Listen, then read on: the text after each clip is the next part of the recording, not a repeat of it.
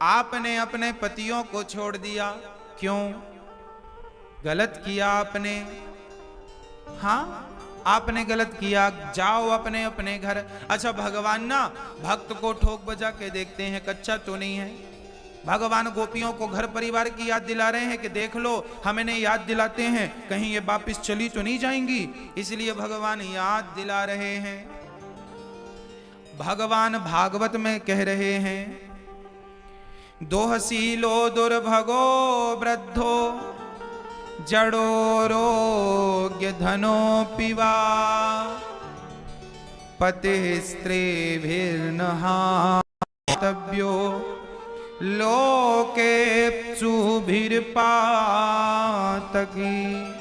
पति कैसा भी हो, अंधा हो, लंगड़ा हो, बहरा हो, काना हो, गूंगा हो, धनवान हो, गरीब हो, कैसा भी हो, नारी को कभी पति का त्याग नहीं करना चाहिए। सदा नारी को अपने पति का आदर करना चाहिए, सम्मान करना चाहिए, कभी भी पति का त्याग नहीं करना चाहिए, कभी भी पति को तलाक नहीं देना चाहिए। डिवोर्स जैसी ये जो दुर्घटनाएं हैं नहीं घटनी चाहिए। हमारे भारत में तलाक वाला कुछ नहीं था, ये तो अभी अभी आ गया। पहले तलाक हो, डिवोर्स कहां होता था? हो गई शादी सो हो गई, बस तुम्हारी पत्नी है, वो तुम्हारा पति है, खत्म बात। छोड़ने का कोई रास्ता ही नहीं था। तो पत्नी को चाहिए कि पति का सम्मान करे। मैया जी, आप अपने पति का सम्मान किया करो। अच्छा, आप लोग करते हो कि नहीं अपने पति का सम्मान? मैया जी, कौन कौन मैया करती हैं, जरा हाथ उठा के बताओ। सभी करती हैं? वाह, फिर तो बढ़िया है, सभी पतियों की मौज होगी। पति का स्थान कैसा है?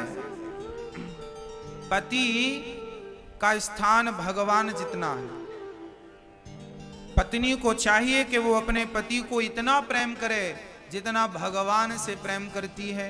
और मैं तो यही कहूंगा कि पति को पति समझकर प्रेम ना करे, पति को भगवान समझकर प्रेम करे। यदि तुम पत्थर में पति को देख सकती हो तो फिर पति में भगवान को, अब पत्थर में तुम भगवान को देख सकती हो, पत्थर में भगवान लोग देख सकते हैं, तो फिर पति में भगवान क्यों नहीं देख सकते?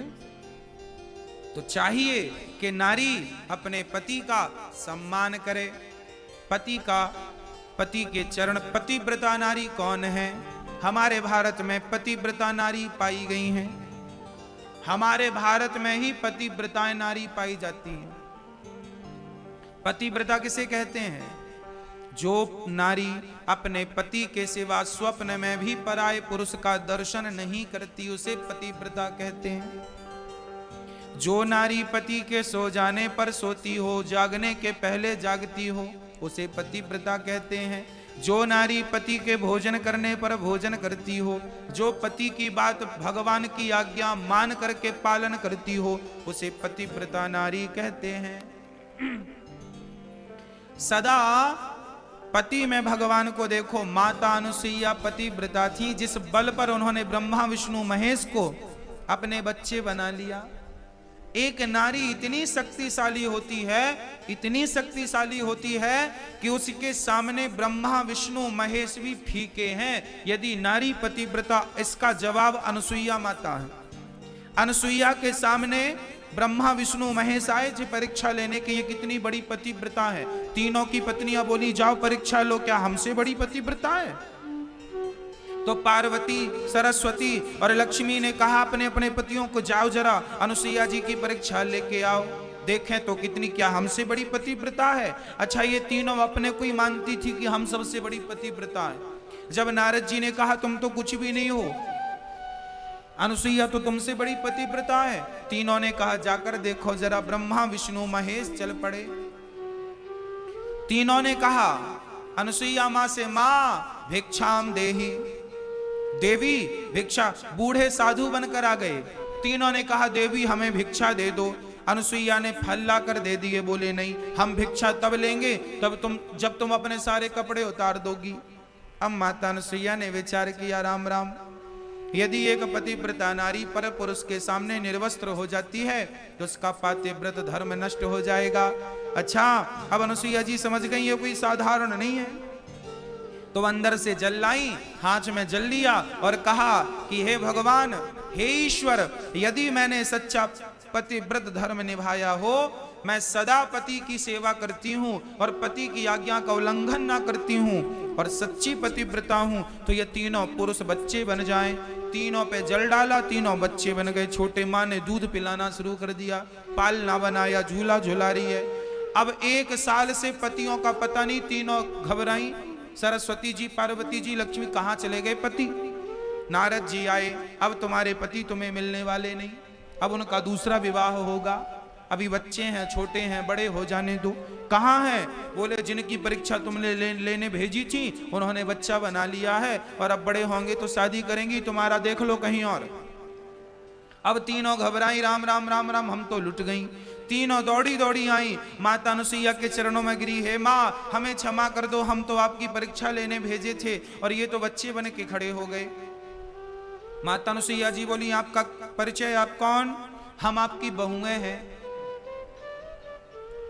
अनुसुईया जी बोली, हमारे तो बच्चे छोटे हैं, बड़े होंगे तब शादी करेंगे, बहुएं कहां से आ गई? तुम फ्रॉड बहू तो नहीं हो? नहीं नहीं नहीं, हम रियल बहू हैं आपकी, इनकी पत्नियां हैं। अब माता अनुसुईया ने कहा, तो एक बात बताओ, तुम पत्नी हो इनकी, तो एक काम करो, अपना अपना पति उठाओ और जाओ। अब इतना इतना पति क्या करती वो? इतना इतना पति, एक एक हाथ का। अब पार्वती जी सोची, धोखे से मैं विष्णु जी को ना उठा लूं, क्योंकि तीनों एक से थे। और सरस्वती जी सोची कहीं धोखे से शंकर जी हाथ ना आ जाएं। अब तीनों पहचान ना पाई कि इन तीनों में मेरे पति कौन से हैं। तीनों चरणों में गिर पड़ी, हे माता अनुसुईया आप बताएं इनमें कौन मेरे पति हैं। तब माता अनुसुईया ने कहा, देवियों इनमें से कौन तुम्हारे पति हैं? फिर जल छोड़ा, हे भगवान जैसे ये थे वैसी हो जाएं। तीनों वैसे हो गए और तीनों जब बराबर भये तो ब्रह्मा विष्णु महेश ने माता अनुसुईया के चरण पकड़े और कहा कि तुमने मां बनकर दूध पिलाया है। तीनों रानियों, तीनों महादेवियों ने प्रणाम किया। इसका अर्थ ये नहीं है कि माता पार्वती, माता सरस्वती, माता लक्ष्मी पतिव्रता नहीं है, पर पतिव्रता नारी के पातिव्रत धर्म को बढ़ाने के लिए ये लीला की गई, ताकि ये पता चल सके कि पतिव्रता नारी की शक्ति कितनी होती है। इसका जीता जागता उदाहरण अनुसुईया माता है। तो ऐसी माता अनुसुईया जो पतिव्रता है, ये सारी नारियों को सिखा रही हैं कि देखो, नारी केवल पति की सेवा करे। नारी ये ना सोचे कि मेरा पति कैसा है, वो अंधा है, लंगड़ा है, बहरा है, अच्छा है, बुरा है, कैसा भी है, बहुत नालायक है पति, कोई बात नहीं, वो है ना, तुम तो मत बनो। आप अपनी जगह बढ़िया रहो, सुख से रहो, आनंद से रहो। आपको कोई गाली दे तो भी सुनो, कोई बात नहीं। हाँ, और हमेशा पत्नी को चाहिए। अभी पतियों का भी लक्षण बताऊंगा। माता सोच रही होंगी महाराज जी कुछ पतियों का भी बताओ। अभी बताऊंगा, पहले आपका पूरा हो जाए। बिन परमेश्वर सूना मंदिर, बिंदिया बिना लीलार सूना, पति बिना संसार।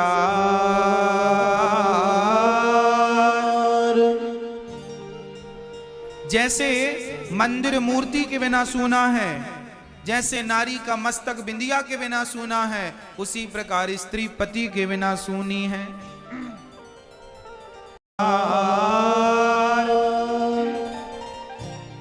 एक पतिव्रत रहे जगत में, सब व्रत हैं बेकार। नारी का एक ही व्रत है, ना तो सोमवार का व्रत रहो, ना तो मंगलवार का, ना बुधवार का, ना गुरुवार का, ना शुक्रवार का, ना तो एकादशी, ना तो पूर्णिमा, ना तो अमावस्या। आपने सारे व्रत किए पर पातिव्रत नहीं किया, पतिव्रता ना बन पाई, तो सारे व्रत बेकार हैं। और सारे व्रत नहीं किया केवल पतिव्रता बन गई। कहते हैं हाथी के पांव में सबके पांव आ जाते हैं। कोई स्त्री पतिव्रता हो गई तो सारे व्रत उसके भीतर अपने आप आ जाएंगे, उससे अलग अलग करने की जरूरत नहीं है।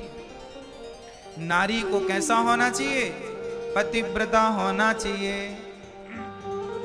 एक पतिव्रत रहे जगत में, सब व्रत है बेकार। बिन पतिव्रत के नारी का तो जीवन है बेकार। सूना पति बिना संसार। पति ही ब्रह्मा, पति ही विष्णु, पति नरवदाधार।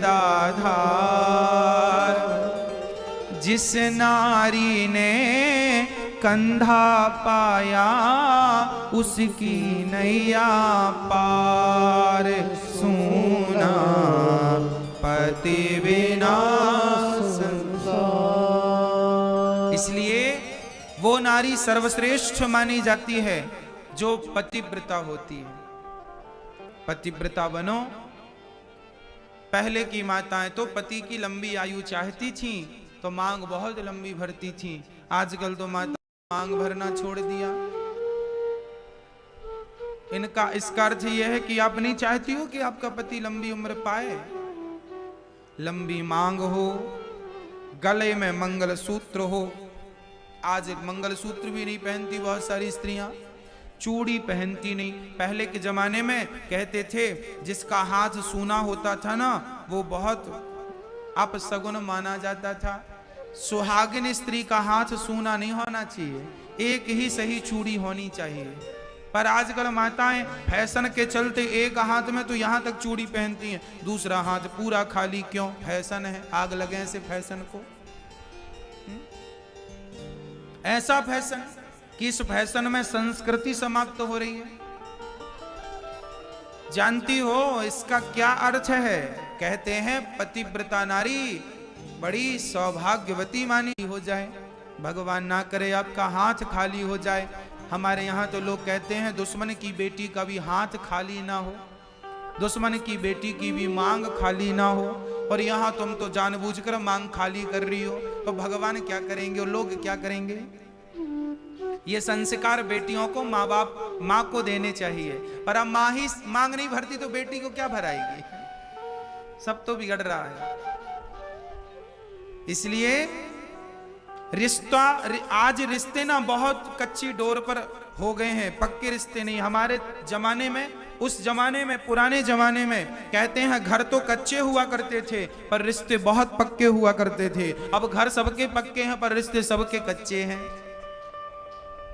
पति पत्नी का रिश्ता भी बड़ा कच्चा हो गया है।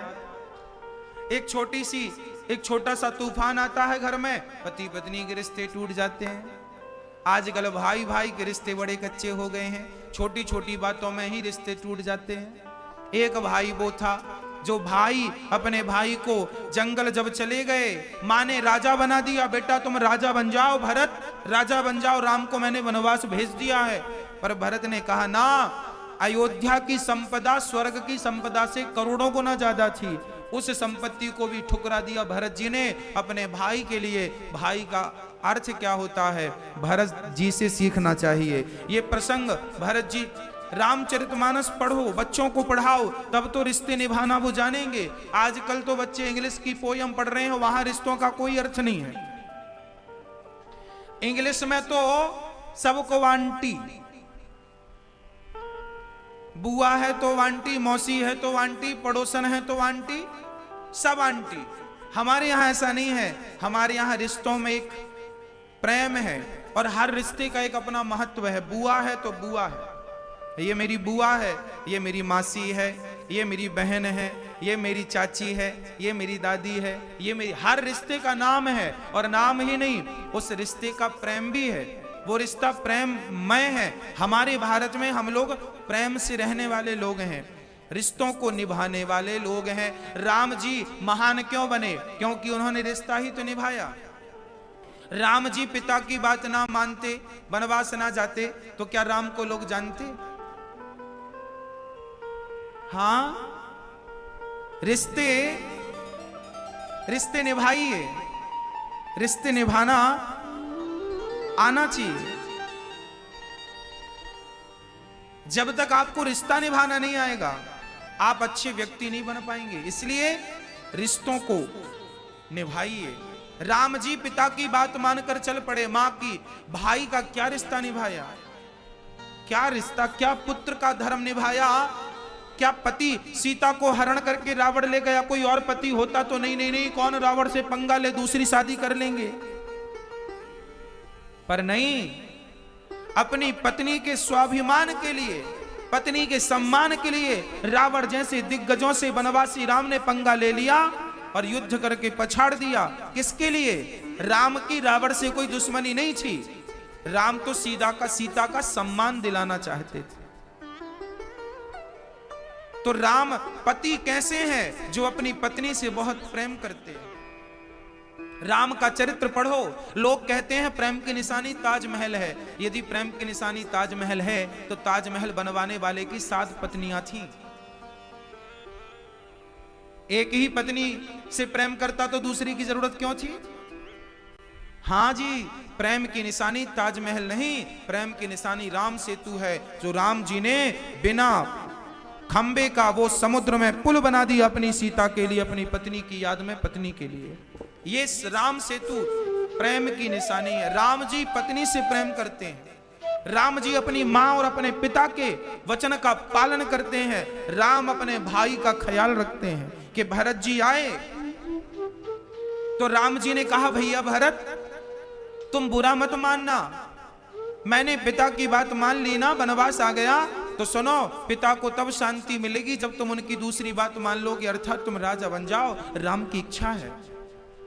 पर भरत जी ने कहा, ना मुझे राजा नहीं बनना, राजा आप हैं। जब तक भरत जी ने कहा, एक काम करो, मैं जीवन भर वनवास में रहूंगा, आप जाओ। ना ना ना, मैं अपने भाई को वनवास में नहीं छोड़ सकता अपने स्वार्थ के लिए। हाँ, आज का भाई तब के भाई से कितना भिन्न हो गया। अरे रिश्ते क्या है, रामचरितमानस तो पढ़ो।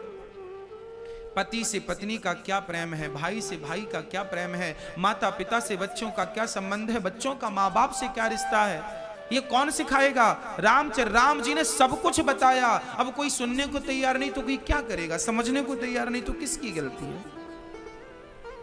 हाँ, रिश्तों की अहमियत समझिएगा। अच्छा, जिनकी पत्नियां है, जिन पुरुषों की पत्नियां हैं, अभी उन पुरुषों को पता नहीं कि पत्नी की वैल्यू कितनी है, कीमत क्या है। जब पत्नी मर जाती है ना, तब पतियों को पता चलता है कि पत्नी का क्या महत्व था। अभी आपकी पत्नी है तो आप तो उसे पांव की जूती समझते हैं, जूती है। अरे पत्नियां पांव की जूती नहीं, पत्नी तो पति के सिर की पगड़ी हुआ करती है। नारी ना हो तो तुम्हारा कोई अस्तित्व नहीं है। तुम्हारे वंश की मेरा बेटा है, मेरा बेटा है। तुम्हारा बेटा कैसे? तुम्हारी पत्नी ना होती तो तुम्हारा बेटा कैसे तुम ऊपर से निकाल लेते आकाश से, कि खेती में पैदा कर लेते? हाँ, पत्नी है तो तुम्हारा वंश है। पत्नी ना होती तो जिस वंश की तुम बहुत बड़ी बड़ी डींगे मारती हो ना, वो वंश तुम्हारा ना होता। तुम्हारे वंश को आगे बढ़ाने वाली कौन है? तुम्हारी संगनी पत्नी है। तो जितना अधिकार तुम्हारा है तुम्हारे इस घर पर, उतना ही अधिकार पत्नी का है। साइकिल के 2 पहिए हैं, पीछे का पंचर हो जाए तो आगे का केला क्या करेगा, और आगे का पंचर हो जाए तो पीछे का केला क्या करेगा? साइकिल को चलने के लिए, गाड़ी को चलने के लिए दोनों पहिए ठीक होने चाहिए। उसी प्रकार गृहस्थी में पति पत्नी दोनों को समझदार होना चाहिए, दोनों को ठीक होना चाहिए, तब गृहस्थी निभती है, तब गृहस्थी चलती है। आज क्या हो रहा है, पत्नी को पति कुछ समझता ही नहीं, तुम तो पांव की जूती हो। यानी कौन समझाए कि पत्नी जूती नहीं है, सिर की पगड़ी? कौन समझाए? इनके माँ बाप ने समझाया नहीं, और इनको अब कोई समझा नहीं सकता, क्योंकि इनका अहंकार सिर चढ़ के बोल रहा है। इसलिए बच्चों को समझाइए, सिखाइए। कथाएं इसलिए जरूरी हैं कि रिश्तों को निभाना भी वो सिखाती हैं। हाँ, इसलिए रिश्तों की अहमियत को समझिएगा। पति पत्नी को बड़े प्रेम से रहना चाहिए।